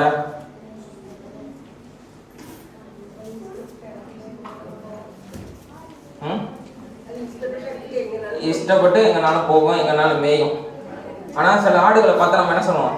நமக்கு அப்படிதான் தோணும். மேய்ப்பர் இல்லாத ஆடத்தை பார்க்கச்ச வந்து மற்றவங்கள பார்க்கச்ச நல்லா இருக்காங்க, இஷ்டத்துக்கு அவன் என்னாலும் பண்ணுறான்ப்பா, அவனுக்கு என்ன, அவனுக்கு எந்த கவலையும் இல்லை, யாருக்கும் பதில் சொல்லணும்னு அவசியம் இல்லை, அவனுக்கு என்ன வீட்டில் யாராவது கேட்பாங்களா? கேட்பான்னு யாரும் இல்லை, அவன் இஷ்டத்துக்கு ஜாலியாக இருக்கான். அப்படிதான் தோணும். இஷ்டத்துக்கு ஒருத்தர் பைக் வாங்கிட்டு போனானா அவனுக்கு என்ன, ஜாலியாக இருக்கான்ப்பா, நம்ம தான் கஷ்டப்படுறோம். ஆனால் அவனுக்கு யாரும் இல்லை, வெயிட் பண்ணல. என்னைக்கே ஒரு நாள் எங்கே நடக்கும்? அடிப்படைச்சது தெரியும், கசாப்பு கடையில் தொங்கும் போது தெரியும், கள்ளங்கையில மாட்டோம்.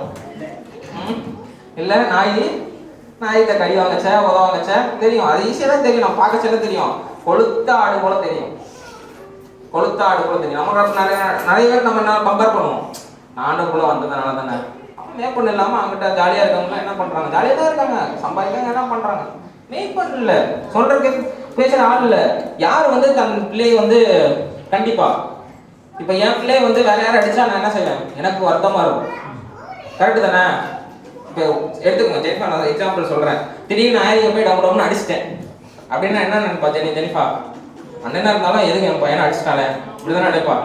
இது அவங்க அப்பா ஆரிக்கு அடிக்கச்ச அதுக்கு கூட 2 போடுங்க சொன்னா கேட்க மாட்டேங்கிறான், அப்படிதானே சொல்லுவான். கண்டிப்பா எல்லாரும் அப்படிதானே சொல்லுவோம். இப்போ என் பிள்ளைய அடிக்கச்சாலும் சொல்றதை கேட்கணும் தானே வாங்கணும் நீ அப்படின்னு. அந்த பிள்ளை என்ன நினைக்கும்?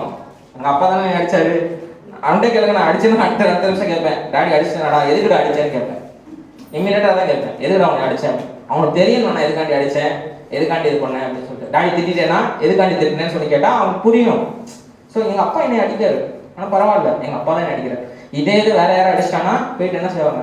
அவங்க என்னை அடிச்சிட்டாங்க, அவங்க கிட்ட நான் பேச மாட்டேன் அப்படிதானே நிற்கும் பிள்ளைகள். என்னைக்காவது அப்பா அடிச்சோன்னா அப்பாட்ட போய் பேச மாட்டேன்னு நிற்கிதா பிள்ளைகள்?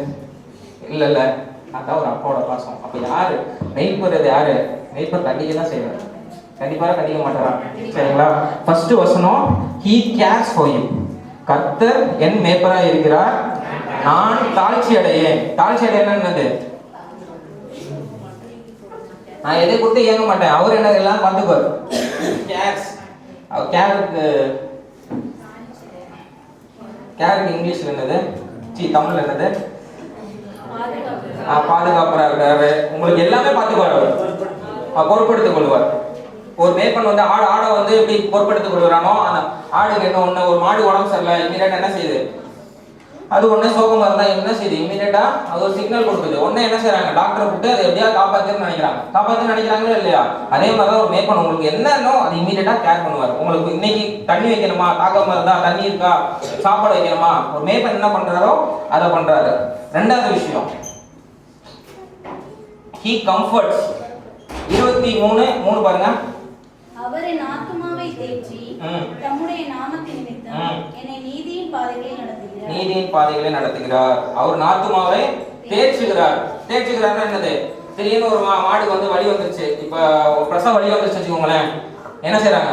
சரி ஒண்ணு இல்லப்பா, நம்ம என்ன செய்வோம், நம்ம ஆயுஷ் சும்மா இருக்காது, என்ன செய்வோம், ஒண்ணு இல்ல இப்ப ஒண்ணு வலிக்குதா உனக்கு, நம்ம பிள்ளைகளுக்கு அடிபட்டு என்ன செய்வோம், கவலைப்படாத, வலிக்குதான்னு சொல்லிட்டு என்ன பண்ணணும், அவங்கள சமாதானப்படுத்தணும், தேட்டுறோம். என்ன ஒண்ணுனாலும் பிள்ளைகள் வந்து இதான்ப்பா, இதான் நல்லதுப்பா, பரவாயில்ல படிப்பா, படிச்சாதான் உனக்கு மார்க் வரும், கஷ்டமா தான் இருக்கா, சரி கஷ்டமா தான் இருக்கா, சரி படி படி படி படி சொல்லி நம்ம தேட்டுக்கிட்டே இருக்கும். என்ன செய்யறோம்? ஆண்டவர் நம்மளை தேட்டுகிறார். நீங்க 1வது வசனம் எடுத்தாலே கேர்ல என்னென்ன இருக்குன்னா 1, 2 ரெண்டுமே இருக்கு. கர்த்தர் மேய்ப்பரா இருக்கிறார், நான் தாழ்ச்சி அடையேன், அவர் என்னை புல்லுள்ள இடங்களிலே மேய்க்கிறார், அமர்ந்த தண்ணீர் அடையில் கொண்டு போயிருக்கார். சும்மா கொண்டு ஓடையில கொண்டு போடல. அமர்ந்த தண்ணீர் என்ன? உனக்கு என்ன தேவை? அமர்ந்த தண்ணி தான் தேவை. ஓடையில கொண்டு போட்டா வாய் வச்சா ஓடிக்கிட்டே இருக்கும், நம்ம எப்படி குடிக்க முடியும்? அமர்ந்த தண்ணி என்ன உனக்கு தேவையோ அதை பார்த்துக்கிறார், கேர் பண்றார். ரெண்டாவது வந்து he comforts, தேற்றுகிறார். அது 3வது.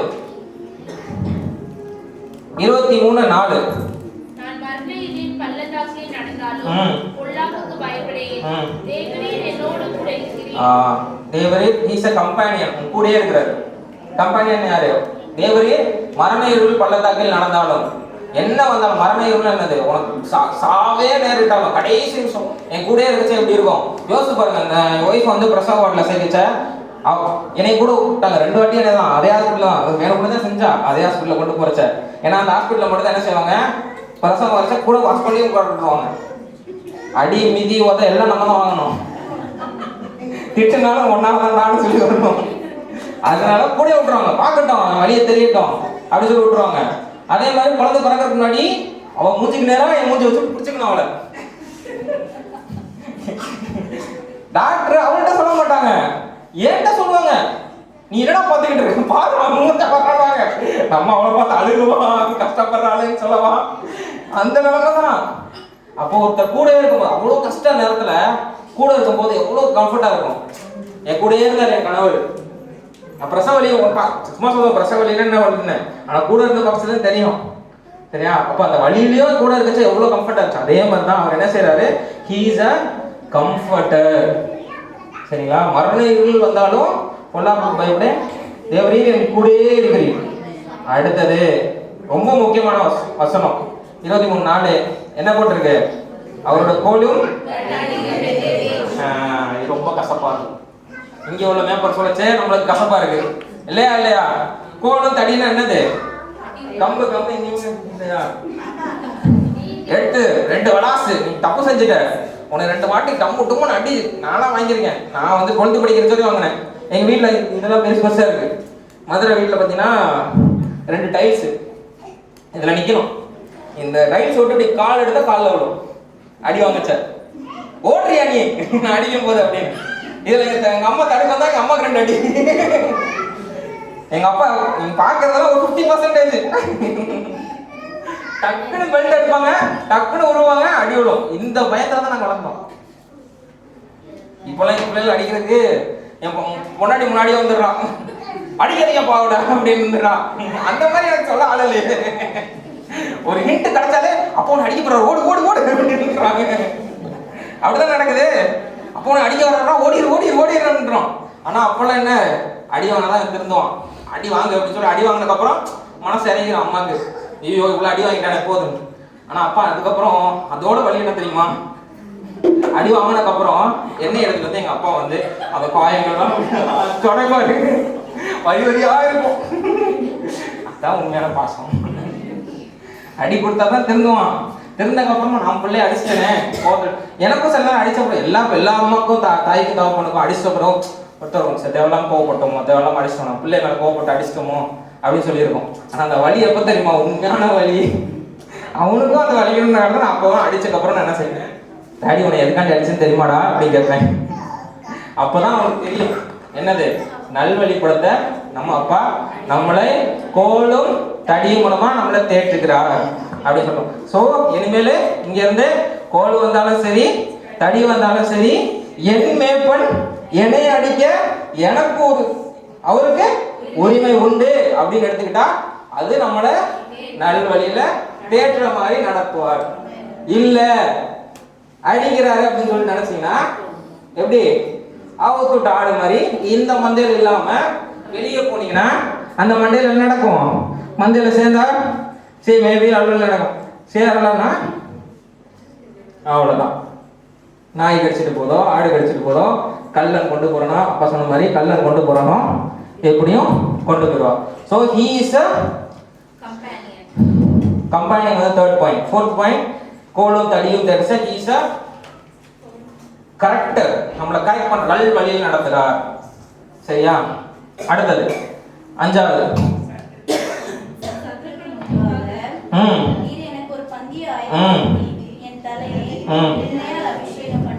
என்ன பண்றாரு, நம்மள கணம் பண்றாரு. சரியா? உன்னை நல்வழியில் நடத்துக்கு அப்புறம் என்ன பண்றாரு, உன்னைய நீங்க நல்வழி நடந்துட்டியா, அதுக்கப்புறம் என்ன சத்துருக்கு முன்பாக யோசித்து பாருங்க. உங்களை வந்து சத்ரு அப்படின்னு சொல்லச்ச இம்மீடியட்டா உங்களுக்கு ஒரு மைண்ட்ல ஒருத்தர் வரும். உங்களோட உண்மையான சத்ருகள் உங்க பக்கத்து வீடா இருக்கலாம், சொந்தக்காரங்களா இருக்கலாம், யாருனாலும் இருக்கலாம், உங்களை எதிரி. அவங்களுக்கு முன்பாக நீ பெரிய இடத்துல வரைச்சா உங்களுக்கு எவ்வளோ சந்தோஷமா இருக்கும். சார் எனக்கே ஒரு நாள் அவங்க முன்னாடி வாழ்ந்து காய்ச்சிருந்தான் அப்படின்னு சொல்லி எல்லாருக்கும் ஒரு இது இருக்குல்ல, இவங்க முன்னாடி என்னை வந்து இதா பேசினாங்க, அவங்க முன்னாடி நான் வாழ்ந்து காட்டிடணும். யோசித்து பாருங்க, சத்துருக்கு முன்பாக உன் தலையை யாரு, அவர் தேவன் எண்ணெயினால் அபிஷேகிச்சா அவனுக்கு எப்படி இருக்கும், எண்ணெயினால் அபிஷேகம் பண்ணிக்கிறார், உன் பாத்திரம் நிரம்பி வழிகிற ஆசீர்வாதம் கொடுக்குறாரு. அப்போ உன்னை என்ன பண்றாரு, அவரு கணம் பண்றாரு. கணம் பண்றது இங்கிலீஷ்ல வந்து காரனேட், அனாயிண்டிங் அப்படின்னு வச்சுக்கலாம். கணம் பண்றாரு உன்னைய, சரி உயர்த்துறாரு. ஓகே, ஆறாவது வசனம்.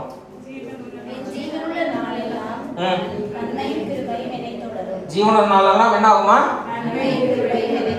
நன்மையும் இரக்கம் உள்ளவர். சரியா? உனக்கு நன்மை கொடுக்குறதுனா யாரு, இரக்கத்துக்கு மட்டும் தான் கொடுப்பாங்க. நீ என்ன பண்ணாலும் சரி உனக்கு நன்மையும் கிருபையும் தொடரட்டும். ஜீவன நாளெல்லாம் ஜீவன் என்னது, உன் கடைசி மூச்சு நீ எப்ப பாக்குறியோ, கடைசியா எப்ப பாக்குற அப்பதான் முடியும். ஜீவனாலாம் நன்மையும் கிருபையும் உன்னை தொடரும். இதுக்கு முன்னாடி இதெல்லாம் பண்ணணும், நீ வந்து அடி வாங்கணும், நீ வந்து உனக்கு வந்து உதவணும், உன்னை கரெக்ட் பண்ணுவாரு, எல்லாம் பண்ணக்கு அப்புறம் தான் உனக்கு இந்த ஆசீர்வாதம் கிடைக்குது, நன்மை கிருபையும் கிடைக்குது.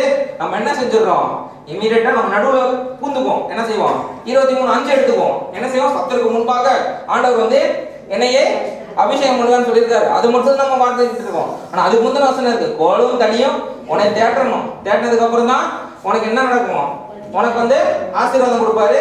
அடுத்தது ஜீவன நாள் நன்மையும் கிருபையும் கொடுப்பாரு. இது இந்த அதிகாரம் ஃபுல்லா வந்து ஒரு ஷெப்பர்ட், ஒரு மேய்ப்பர் தன்னோட ஆடுக்கு என்னென்ன பண்ணுவாரு அப்படின்னு சொல்லி இருக்கு. ஸோ அதுக்கு என்ன பண்ணணும்னா சபையில வந்து காத்திருந்து நம்ம ஒரு மேய்ப்பனா இந்த மந்தைக்குள்ள ஆடு இதுதான், இது இந்த மந்தை நம்ம இங்க என்ன கூடியிருக்கோம், இந்த மந்தை எனக்கு பெருகணும்னு ஆசை. நான் சொன்னேன் 1 லட்சம் பேர் காணும், ஆட்கள் பெருகும். மந்தை எப்போ ஆசீர்வாதம் ஆகும், மந்தை பெருகும் போது ஆசீர்வாதம் ஆகும். இப்போ யோசித்து பாருங்க, ஒரு 3 மாடு வாங்குறீங்க, 3 மாடாவே இருந்தா அப்படி இருக்கும், உங்களுக்கு கவலையா இருக்கும். ஒரு மாடு குட்டி போட்டா எவ்வளவு சந்தோஷப்படுறோம். என் மாடு பொட்டை குட்டி போட்டுருச்சு, ஆண் குட்டி போட்டு ஆண் கவலைப்படுறாங்க எல்லாரும். பொட்டை குட்டி போட்டுச்சுன்னா ஒரு 10 வீட்டுல போய் சொல்லிட்டு வந்துட மாட்டோம், ஒரு பொட்டை குட்டி வந்துருக்குப்பா ஆடு குட்டி போட்டுருச்சு, மாடு குட்டி போட்டுச்சு, ஆடு குட்டி போட்டுச்சு. இதே ஆடுலாம் ஒரு 3 குட்டி சேர்த்து போட்டுமே, ஊரே தெரியும் அந்த ஆடு 3 குட்டி போடுற ஆடம். மந்தை பெருகச்சதான் சந்தோஷம். இந்த மந்தை இப்படியே இருந்தா சந்தோஷம் கிடையாது, மேய்ப்பருக்கு சொல்றேன். ஆனா நமக்கு என்ன செய்வோம், நமக்கு கிடைக்கிறது கிடைச்சிக்கிட்டே தான் இருக்கும். மேய்ப்பர் வந்து நம்மளுக்கு புல்லும் போடுவாரு, நம்ம தடியை தேட்டுருவாரு. ஆசீர்வாதம் எப்ப ஆசீர்வாதம்? நம்ம கூட வரவங்க கூப்பிட்டு வந்து இந்த மந்தை பெருகி, இந்த மந்தை வந்து பல மடங்கா பெருகச்ச, அது பெரிய சந்தோஷம். இன்னைக்கு இங்க வந்து எங்க அம்மா டக்குன்னு கவுண்ட் எடுக்க சொன்னாங்க. எத்தனை பேருமா? 50 பேர். யோசித்து பாருங்க, ஆண்டவருக்கு தசமபாவம் கஷ்டம். இந்த ஊர்ல எத்தனை பேர்? 100 பேர் இருக்காங்களா? 100 பேர்லாம் இல்லை, ஒரு 500 பேர் இருப்பாங்களா? 200 பேர் இருப்பாங்களா? சின்ன பிள்ளைங்க எல்லாம் சேர்த்து 200 பேர் தான் இருப்பாங்களா? எத்தனை உயிரோட இருக்காங்க? எத்தனை பேர் பா? அதே சொல்லுங்கப்பா, எத்தனை பேரும் கேட்டா 200 300 இருக்க எண்ணிட்டு இருக்கீங்க. ஒரு 200 பேர் 250 பேர் 50 பேர் இங்க கூட்டிட்டோம். 200 பேரா மாறணும். ஆமென் ஆமென். கடைசி பாயிண்ட் மட்டும் சொல்லிடுறேன். 23:6 என்னை தொடரும். ஆமென். சரியா? ஜீவன நன்மை கிருபையும் தொடர்ந்த போது, நன்மை கிருபை தொடரணும்னா ஓடிடக்கூடாது. என்ன செய்யணும்? கர்த்தருடைய நாட்கள், நான் ஜீவிக்கும் நாட்கள்லாம் வீட்டிலே நீடித்த நாட்களாய் நிலைத்திருக்க. கர்த்தருடைய வீடு எது? ஆலயம். அது என்ன செய்யணும்? ஜீவன நாட்கள் எல்லாம் இங்க நிலைச்சு நிக்கணும். நன்மை கிருபை வாங்கணும்னா இந்த மந்தையை விட்டு பெயரக்கூடாது. சரியா? இதெல்லாம் நடந்தாதான் முழு ஆசீர்வாதம். இது 23 சங்கீத ஆசீர்வாதம் உங்களுக்கு கிடைக்கும். இன்னைக்கு சண்டே ஆண்டவரோட ஆலயத்துக்கு வரணும், ஆண்டவருக்காண்டி தான் ஸ்பெண்ட் பண்ணணும், நன்மையான காரியங்களை செய்யணும். சரிங்களா? அதே மாதிரி இந்த 23 சங்கீதம் நான் சொன்ன மொத்தம் 7 பாயிண்ட் இருக்கு. என்னென்ன ஃபர்ஸ்ட் சொல்லுவோமா? ஃபர்ஸ்ட் பாயிண்ட் என்னது?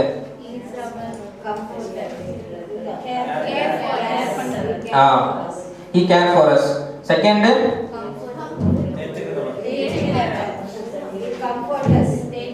தேற்றுகிறவர். Third, companion. Fourth, அவர் நம்மளை கரெக்ட் பண்ணுவார், கரெக்ஷன். அப்புறம் ஃபிஃப்த் வந்து நம்மளை கனம் பண்ணுவார். சிக்ஸ்த், இஸ் அ கம்பேஷன், இரக்கம் உள்ளவர். Seventh, coming back to the house of Lord, அவர் வீட்டுக்கு நிலைத்து நம்ம வரணும். சரிங்களா? எல்லாம் வந்து திருப்பி ஓடிடக்கூடாது, திருப்பி அவர் வீட்டுக்கு வந்து நம்ம நிலைத்து நிற்கிறோம். ஒரு பாடல் பாடி நம்ம முடிச்சிருவோமா? சோதரம் எல்லாம் நினைச்சுக்கோமா?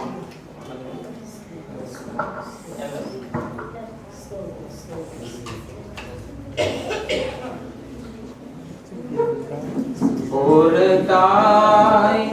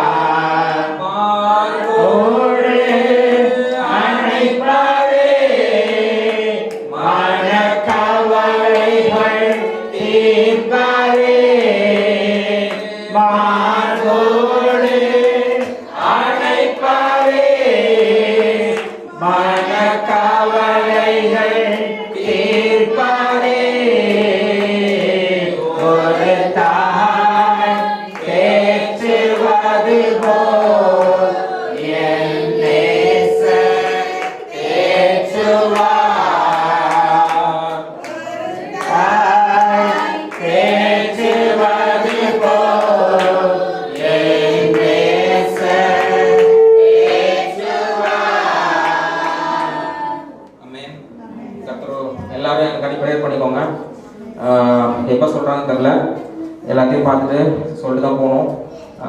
கண்டிப்பாக எனக்கு ப்ரே பண்ணிக்கோங்க, என் குடும்பத்துக்கு ப்ரே பண்ணிக்கோங்க. ஆண்டவர் நடத்துகிற வழியில் ஆண்டவர் நடத்துவார். உங்கள்கிட்டையும் அதான் சொல்கிறேன், நம்ம வழி கிடையாது, நம்ம ஏதாவது திட்டம் வைத்திருப்போம். நான் அடுத்த வருஷம் இந்த மாதிரி இருப்பேன், என் வயல் பெருகிறோம், எனக்கு இந்த மாதிரி வந்துடும் அப்படின்னு சொல்லி நம்ம ப்ரொமோஷன் நிறைய பேர் காத்துருப்பீங்க. அந்த மாதிரி ப்ரொமோஷன் கிடைக்கும், எனக்கு இந்த வேலை கிடைக்கும் அப்படின்னு. ஆனால் அதெல்லாம் உங்களோட விருப்பம். ஆண்டவருக்கு நேராக உங்கள் விருப்பத்தை செயல்படுத்துங்க. இந்த மந்தையில் ஆண்டவர் உங்களெல்லாம் கூட்டிகிட்டு வந்திருக்கார்.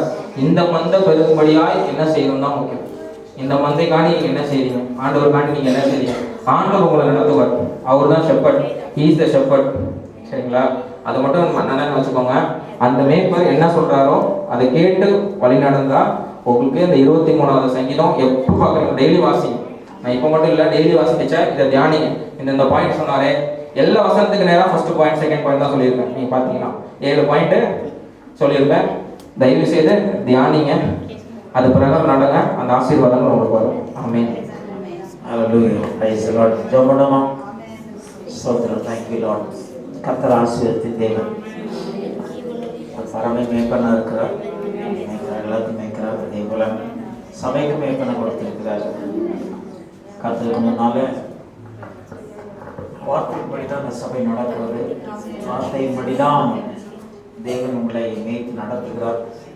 Thank you Lord. வார்த்தைக்கு முக்கியத்துவம் கொடுக்கப்படுகிறது. தேசனுக்காக ஸ்தோத்திரம். வார்த்தை இந்த நாளில் தேவன் அவன் மூலம் சபைக்கு கொடுத்திருக்கிறார். நீடித்த நாட்களாய் நிலைத்திருக்கணும். ஓகே, நீடித்த நாட்களாய். ஓகே, ஸ்தோத்திரம். நாட்டப்பட்டவர்கள் செழிப்பார்கள். காரில் நிறைய இருக்க ஆசீர்வாதம். நாட்டப்பட்டவர்கள் செழிப்பார்கள். நீ செழிக்கும்படி தான் சபைக்கு இருக்கிறார். அதே போல தாங்குகிற அந்த தூணா இருக்கணும் சபைக்கு. தூண், சப்போர்ட். இது தேவனுடைய ஊழியம், தேவனுடைய சபை, தேவனுடைய வீடு. தேவனுடைய வீடுக்கு வருகிறவர்கள் கண்டிப்பா ஆசீர்வதிக்கப்படுவாங்க. ஆசீர்வாதம் இழந்து போகிற இந்த காரியம் ஒரு இடத்துல இருக்குமானா எடுத்துக்கொடுங்க. தயவுசு எடுத்துக்கொடுங்க. வசனம் உண்மை உள்ளது, ஜீவன் உள்ளது. அது உங்களை மாற்றுபடியா வந்திருக்கிறது. Thank you Lord. ஒரு எல்லாரும் ஒரு நாள்ல இளைப்பாறுதல். சாலமோன் நாட்களில் யுத்தமே கிடையாது. தேவன் நாட்களில் இளைப்பாறுதல் கொடுத்தார். அதே போல நீங்க இவ்வளவு கஷ்டப்பட்டு உங்களுக்கு ஒரு இளைப்பாறுதல் எல்லாம் திருப்தியாகி புசுத்தி குடித்து திருப்தியா இருப்பீர்கள் சொன்ன வார்த்தையும் அங்கதான் இருக்கிறது. எஸ், மீதம் எடுக்கிற வார்த்தை அங்கதான் இருக்கிறது. செழிப்பு அங்கதான் இருக்கிறது. சபையில் தான் இருக்கிறது. சபை வார்த்தையில் தான் இருக்கிறது. கர்த்தருடைய பிள்ளைகள் அவருக்குள்ள இந்த நாள்ல நிறைய வெளிப்படுத்தினார். அவருக்குள்ள இருந்தா நீ ஆசீர்வதிக்கப்படுவ. அவருக்குள்ள வா, இந்த வேலையை ஒப்புக்கொடு. மேற்படிக்கல ஒப்புக்கொடு. பரமன் மேற்படிக்கல ஒப்புக்கொடு. கர்த்தர் தான் என்னை ஆசீர்வதிக்க முடியும் என்று சொல்லி இந்த வேலையில சிறு பிள்ளையா இருந்தாலும் பெரிய பிள்ளையா இருந்தாலும் வாலிப பிள்ளையா இருந்தாலும் குடும்ப தலைவன் தலைவி இந்த வேலையில ஒப்புக்கொடு என்று தேவன் சொல்கிறார். நான் தான் அந்த வார்த்தை உனக்காக கொண்டு வந்தேன் என்று சொல்கிறார். நீ கீழ்ப்படி, உன்னை ஆசீர்வதிக்கக்கூடிய அந்த வார்த்தை கண்டே எனக்கு கீழ்ப்படி. Yes Lord. Thank you Jesus. Thank you Jesus. அதுக்காக அந்த சபையை வச்சிருக்கிறேன். நீ ஆசீர்வதிக்கப்படும்படி அந்த சபையை நான் இங்க வச்சிருக்கிறேன். எத்தனையோ எதிரான வல்லமைகள் வந்தும், பிசாசு வந்தும், சாத்தான் வந்தும், மனுஷர்கள் வந்தும் இந்த சபை நிற்கிறது என்றால் நீ ஆசீர்வதிக்கப்படுகிறதற்காக இந்த சபை நிற்கிறது. எஸ், உன் நிமித்தம், உன் நிமித்தம், உன் நிமித்தம், உன் குடும்பத்தின் நிமித்தம், இது ஒரு நிமித்தமும் இந்த சபையை நிறுவியிருக்கிறார். சபைக்கு உண்மையுள்ளவர்களாய் உத்தமமாய் நடங்க என்று தேவன் சொல்கிறார். நன்றி. தேசனுக்கு ஜெபம். பரிசுத்த பிதாவே நன்றியோடு துதிக்கிறோம். அவருக்குள்ள இருக்கிற தாளத்துக்காக ஆண்டவரே அப்பா சோதரம். நீர் கொடுத்த வழிநடத்தலுக்காக, எக்ஸ்பீரியன்ஸுக்காக, ஆவியானவருக்காக நமக்கு நன்றி செலுத்துகிறோம். திட்டத்தை உங்களுடைய கரத்துல தருகிறோம். ஏற்ற வேளையில அவர் ஏற்ற நாள்ல அவர் பயணப்பட கர்த்தர் உதவிச்சீங்க. அதே போல தூரத்திற்கும் பக்கத்திற்கும் தேவனா இருக்கிறது. எங்க இருந்தாலும் நீர்தான் தேவன், நீர்தான் தகப்பன், நீர்தான் என் மேய்ப்பன், நீர்தான் எனக்கு எல்லாவற்றையும் பார்த்துக் கொள்ளுவர் சொல்லுகிற தேவன் கூட இருக்கிறபடினால ஜெபிக்கிறோம். நீர்தான், நீர்தான், நீர்தான். Yes, thank you Lord. நன்றி. இருக்கிற எல்லாத்துக்கும் கர்த்தரே தேவன், கர்த்தரே தேவன். Yes, thank you Jesus. நன்றி. ஆசீர்வதிங்க. வேலை இல்லாதவர்களுக்கு வேலை கொடுங்க. குடும்பம் ஆசீர்வதிங்க. Thank you Lord. ஆண்டவரே நன்றி. நிச்சயமா இலக்கியாக ஜெபிக்கிறோம். ஹஸ்பண்ட் தான் ஜெபிக்கிறோம். உங்களோட கர்த்தருக்குள்ள நீங்க ஒப்பு கொடுத்தீங்கன்னா நீங்க ஆசீர்வதிக்கப்படுவீங்க. எஸ், ஒரு புதிய வாழ்க்கை உங்களுக்கு தேவன் தர விருப்பமுள்ளவராக இருக்கிறார். ஒரு புதிய மாற்றங்கள், அதுல தேவ சமாதானம் இருக்கு, அதுல தேவ சந்தோஷம் இருக்கு, அதனால தேவனால் ஆசீர்வதிக்கப்பட்டிருக்கு. அதே நாள் நீங்க விரும்பின காரியங்கள் இதுவரை நடக்கல.